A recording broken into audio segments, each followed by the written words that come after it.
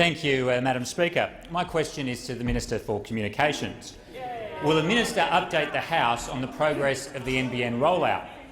Why is it important to get large infrastructure projects like the NBN on a stable financial footing? I call the Honourable Minister for Communications. Thank you, Madam Speaker. I thank the honourable member for his question, and I note his very keen interest in this subject of broadband, which stands in marked contrast to that of the opposition. Madam Speaker, the Shadow Minister for Communications, the member for Blaxland, has only asked me one question. It wasn't about broadband, it was about my boat. And he's lost all interest in my boat too.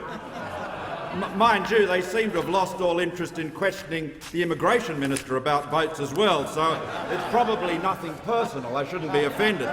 Madam Speaker, the NBN has now over 200,000 paying customers, and we have trebled the number of paying customers, connected customers on the fibre network since the election.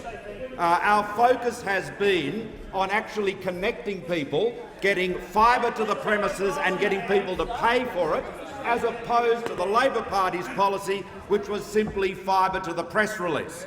Thousands and thousands of premises they claim to have been passed by fibre. 80% of them at the time of the election couldn't get a service even if they wanted one. They could be there, their pockets stuffed with money, wanting to give it to the NBN, but there was no way they could get it because the fibre only went as far as the press release.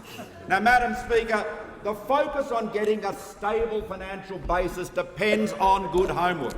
The Labor Party never did its homework. They were like somebody who hears about a restaurant, thinks it sounds great, goes in, doesn't look at the menu. Resume your seat. Resume your seat. Resume your seat.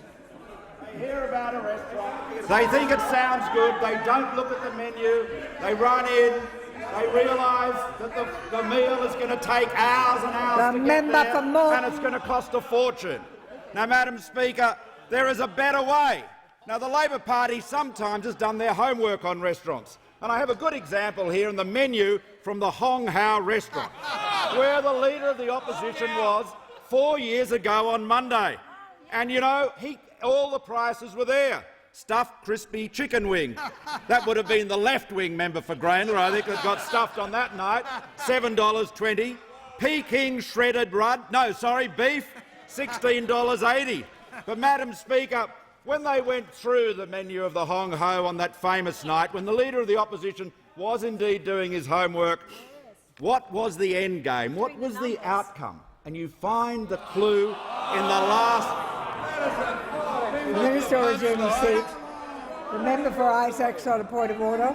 Thank you, Madam Speaker. This question, as I recall, was about the rollout this is of not the an invitation NBN. to repeat the question. This What is the point not of order? relevant. Anything that the Minister is now speaking of. The Minister has the call and will.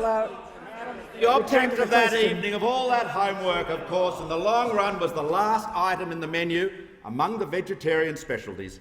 Happy Green Island. That's what it was all about. Happy Green Island, $14.80. The Prime Minister will.